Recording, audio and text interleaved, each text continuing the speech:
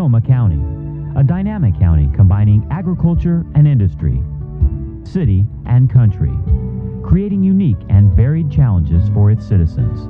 Join us as we present some of the information and services provided by the County of Sonoma to help us as we move into the 21st century. Welcome to Sonoma County in the 90s with your hosts Dana Dorico and Dina Lash. Hello, I'm Dana Dorico and welcome to Sonoma County in the 90s. Merry Christmas. Today I have an exceptional show for you. We're going to be talking to Dr. Guy Goulian, and we're going to be talking about those holiday blues and the New Year's resolutions that we all make and sometimes overcommit on. So let's join Dr. Guy Goulian now and find out all about what we can do to meet the commitments that we plan to make for the new year. Dr. Guy Goulian, it's great to have you here. Thank you. You are also from Sonoma County Mental Health Services and the Haight-Ashbury Free Clinic. Right. I want you to tell us all about your background and what you do at the Haight-Ashbury Free Clinic and how you became one of the leading psychiatrists in these institutions. Well, thank you very much. First, I want to say it's really a pleasure to be here. Thank you. Really nice. Basically, I'm from a small town in Texas, and I became a medical doctor and worked in a county hospital in Austin, Texas, and started working at the state hospital and discovered I really liked psychiatry. I really liked talking to people, finding out what was really going on, and helping them. That was really a great thing, and did my residency training at Napa State Hospital, and as part of that, I was able to create my own training program, and I worked at Sonoma County Mental Health, which is a wonderful program. I could have gone anywhere in the Bay Area, and I also worked at Haight-Ashbury Free Clinic, and I also worked for Marin County, and now I have jobs in all those places. So you spread your time out through the week at these different locations and assist people in these clinics. Right. At Sonoma County Mental Health, I mostly work with people that have pretty significant, serious mental illnesses such as depression, schizophrenia, adjustment disorder. Working over at Oakcrest Hospital on Sinead across from Community Hospital. And then at Haight-Ashbury Free Clinic, I work through the Ryan White Fund, which is working with people that have HIV. But these are people that have just found out that they have HIV, so they're not sick physically, but they're dealing with adjustments. An emotional adjustment to the discovery of this. Right, dealing with a real emotional adjustment. There's a fine line between depression and holiday blues.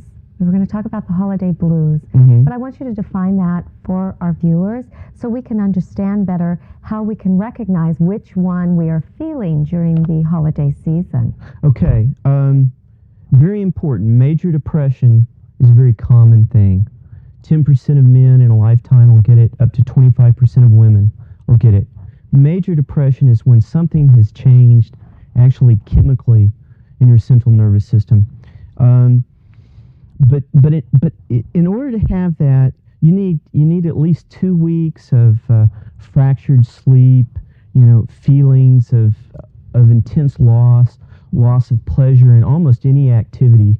And it's very, very common, particularly around the holidays or when people are under stress for any reason, to feel, oh, I wonder if, I'm really getting depressed. I wonder if this is really, a terrible thing that I'm not going to get over, or I'm going to need to go see the doctor about. And if you ever have those questions, and it stays with you, it's a great idea to go see your family doctor. That's a place to start. But almost every single human being in times of great stress, which the holidays are, they're times of great fun and folks getting together, and great stress. Almost everybody under times of great stress will get overwhelmed. They'll just get overwhelmed, and it's a transitory thing. It's something that'll go by in a day or two. So that's very different from major depression. So the holiday blues, it's something that will go away, say, after just several days or a week. But if it lingers longer than how long would you recommend that you should go and contact your physician and seek some help for this? If you're having trouble, really marked trouble sleeping, you've you've lost pleasure in things, you're not taking care of your day-to-day activities for more than 2 weeks continuously, then it's probably a good idea to talk to your family doctor. It really is. But it's very different from what's happening around the holidays and in times of stress. So if you're around other people, does that really help? Yeah, that's the one thing that's so hard to get across to people, because when you're under stress, well, it depends. Actually, I have to answer that differently.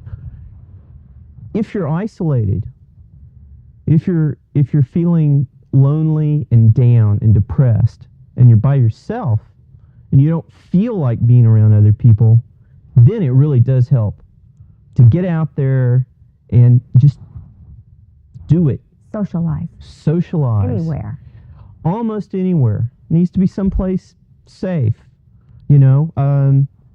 Churches, synagogues, bowling clubs, bridge clubs, neighborhoods, talking to your neighbor, something like that. It's great. It's a great thing to do. It makes a massive difference. On the other hand, if you're stressed out because all your relatives are there and you've been dealing with your kids, then it helps to get some time alone. So basically, whatever you're missing, it helps to get some of it. So it's kind of like do the opposite of what is happening if you're feeling blue or depressed. Right. Exactly. And that will probably help you change the scenery. Bring some balance. Bring some balance. Right. Okay. What about the effects of drugs and alcohol? I know during the holiday season, alcohol consumption does go up probably a little bit because people are socializing and it's fun and enjoyable. Mm-hmm. What do you have to say about that? Well, that's really important, because there's nothing wrong with enjoying some holiday spirits, and that's a great thing. It's part of the season. If it works for you, there's nothing wrong with that. But if you find yourself being isolated and you're feeling lonely, more than a drink is not a good idea, and it'd be much better to go out and socialize with other people, probably in a non-drinking environment. The reason that I wanted to mention that is that I'm here by grace of Haight-Ashbury Free Clinic today, and that's a major part of the work that I do down there is helping hook up people that are isolated and maybe using too much drugs or alcohol. Alcohol is a drug. And bringing them back into community and connection with other people. Does the decrease in sunlight during the winter months, which happens to fall right when the major holidays occur, have anything to do with our moods? Yeah, this is a big part of, it's not just the stress of the season. It's also a change in the season. Sunlight is a lot less, and also it's cold, and people tend to not go out, tend not to exercise as much. This is going back to what we talked about. If you're feeling stressed out or if you're feeling down, look at what you're not getting any of and go get some of it. And if you're not out getting any sunlight at all, bundle up, try to get 30 minutes or an hour of sunlight a day if you can. It's very, very important. And this goes back to the idea of talking to your doctor if something like this goes on for more than 2 weeks. One excellent treatment for people that get true depression just in the winter time is to get under bright lights for 30 minutes a day. The bright lights that we're under right now would do fine. I bet people that do this don't get depressed as much in the winter, as a matter of fact. It makes a big difference. Don't need to do medicines. Yeah. Well, we want to qualify that. Okay. Go out and get some of whatever it is you're not getting, as long as it's wholesome, productive, and good. Well, good qualification. Yes. Good yes. qualification. Does it? Well, okay. What about the role of all this hustle bustle of Christmas shopping and debt and spending money? I mean, everything is so expensive nowadays. How does that play on the holiday blues? How can people prevent doing something, getting themselves in situations that will make them more depressed? Well, that's a very big thing. I talk to a lot of people every day that are telling me what's really going on inside. And what people want most of all is they want connection with other people. They want to be appreciated. And a lot of times, some person that you want to get a gift for, they might really appreciate a letter, a poem, an invitation to do something socially, I'll sometimes write people a letter for Christmas, and I'll say, hey, this letter is good for one great afternoon hiking in Sonoma Valley or something. You can redeem it whenever you want to. What a great idea. That's really important. True, sometimes, your children really do want a specific gift, and there's nothing wrong, with spending money in the holidays for gifts, but it can be overdone. It can be way, way overdone, and life is stressful enough, so you don't want to add to it. So just it's part of the whole idea of dealing with the holiday blues, which is talking to people, thinking about what they really want, instead of assuming and spending a lot of money or spending a lot of time doing something that might not be what they want. So it's really taken an inventory on the friends around you and what you're doing in your life to help prevent major depression or the slight holiday blue. Yeah, the holiday blues it's about a sense of connectedness. Mm-hmm. And that's what comes up for some people around the holidays. People that are alone, perhaps people that are more mature, more elderly, and they find themselves alone in their apartment, and they can remember times in the past where maybe they had their families around them that have moved on. This is something where our society, we've been getting better at it, but it's not something we do particularly well, which is creating new social settings after we've grown out of the old settings. I identify with that. I recently called up my 24-year-old daughter and said, now you come home and you be my little girl. And she said, Mom, get a grip. I have my own life now. And I can see that you kind of take some time there in the holidays. You think about your past. It's like an inventory almost at holiday time. And if it's different than what it was, it can be somewhat depressing.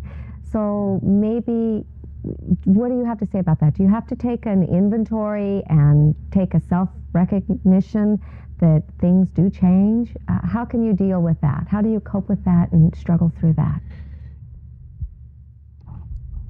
A major part of it is realizing that this is fundamental to human reality. It's fundamental to life itself.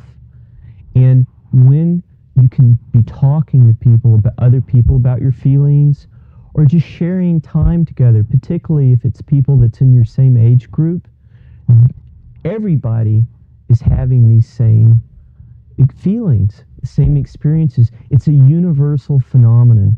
I haven't talked to a single one of my patients around the holidays that hasn't had this feeling of time's going by, things are changing, I don't have enough time. Talking about it, sharing it, or just sharing time together with other people helps put this in a perspective, in a context. We need to pause right here. Stay tuned. We'll be right back, and we'll talk about the New Year's resolutions.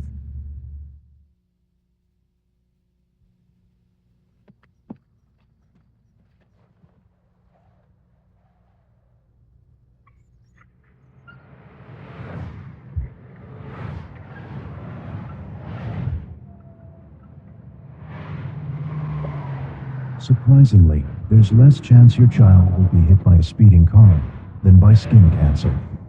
1 out of 5 Americans develop skin cancer. Don't let your child be the one. Welcome back to Sonoma County in the 90s. I'm here with Dr. Guy Gullion, and now we're going to ask him about the use of a New Year's resolution. Dr. Gullion, why do we make New Year's resolutions and set ourselves up? That's a really good question, and it goes back to what we were talking about earlier about taking stock, taking inventory. Because we take inventory, we get these impulses. I would like to change this thing. The most common things are weight. Most common things are habits of all sorts.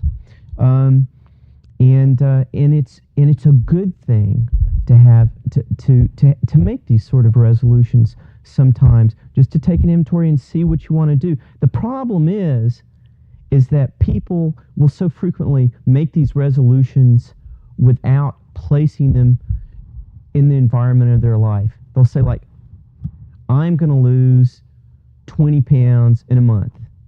You know, it's not realistic. It doesn't build in supports. They just don't think about how to accomplish what it is they want to accomplish, you know, in a structural way. Because the fact is, most New Year's resolutions disappear, you know, within the month. Well, what can we do to make them work then? Okay, that's a great question. It goes back to the idea of take an inventory, talk to the people in your environment, look at the support systems you have in your environment. If you have support systems that you haven't really given much energy to lately, give some energy to it. If your specific goal is you want to lose weight, in order to lose weight, you have to exercise. There is no program of just dieting that's going to help people just lose weight. So you have to exercise. You look at, and the best way to exercise is to get into some sort of club, or to do it with somebody. Walking 40 minutes a day, or 40 minutes 3 or 4 times a week. It's a perfect way to do that. But it always works better when you hook it in with somebody else doing it, or even social, or a group. Mm-hmm. Right. So you say you can't lose weight? You mean I starve myself and it's no good? I need to get out there and lift weights and exercise? Almost all. No, you don't have to lift weights. Almost all the studies show that any weight that you lose just through dieting, you're going to gain back within the year. The key is reasonable dieting and regular exercise. Actually, buffing yourself by lifting weights doesn't help you lose weight, but cardiovascular exercise, walking, swimming, biking, anything like that will help you. Right. They say swimming is an excellent form of Swimming exercise. is an excellent thing to do. Especially as you get older. Right. I was swimming 3 days a week. Mm-hmm. And then someone said to me, who was a marine biologist, Dana, have you ever seen a skinny seal or a skinny whale? And then I thought, why am I swimming? And now, I don't know if that... I think that was a joke. I don't know. I think that was a joke by the marine biologist. It's a great thing to do. Also, I'm glad you brought that up. Also, for folks that maybe you're getting on in the years a bit, or have some problems with their knees or their feet, water aerobics is a wonderful thing to do and way underutilized. There's a lot of different places in the community you can do that. It sounds like you have an inside track on New Year's resolutions, and it's geared towards weight loss. That seems to be what people do. What about those other things, such as I'm going to stop smoking, I'm going to stop drinking, I'm going to stop whatever? You know, I'm kind of a one-trick pony when it comes to how to change things, because it's just clear that there's a couple of components to changing things. One, there's automatic thoughts. Listen to what you tell yourself. Do you have automatic thoughts of I can't do this? Does that crop up? If that crops up, you need to talk to somebody about those automatic thoughts. Doesn't necessarily have to be a therapist. You know, just share that with somebody and notice it. So you're saying, to clarify this for our viewers, and for me, if you are doing something, you've made this resolution, and you're thinking, I'm not going to do it, I can't do it, then automatically you're setting yourself up right there, convincing yourself you can't do it. Is that what you're saying? Right. Okay. And almost everybody has these automatic thoughts. And that's where socialization in groups comes in. People can stop smoking. Actually, people do stop smoking all by themselves. I mean, it does happen. People do stop drinking all by themselves. It does happen. But the success rate goes way up when they do it along with other people. In a group, with In support. a group. A support system. With support. Particularly if you're talking about stopping a really ingrained habit such as drinking far to excess or anything having to do with drugs. Groups make all the difference in the world. All the difference in the world. What about new relationships? I have heard friends make New Year's resolutions. They're going to find a husband in 1997, or they're going to have a great relationship, and they're going to go out and find this. What do you have to say about that? Get out a piece of paper.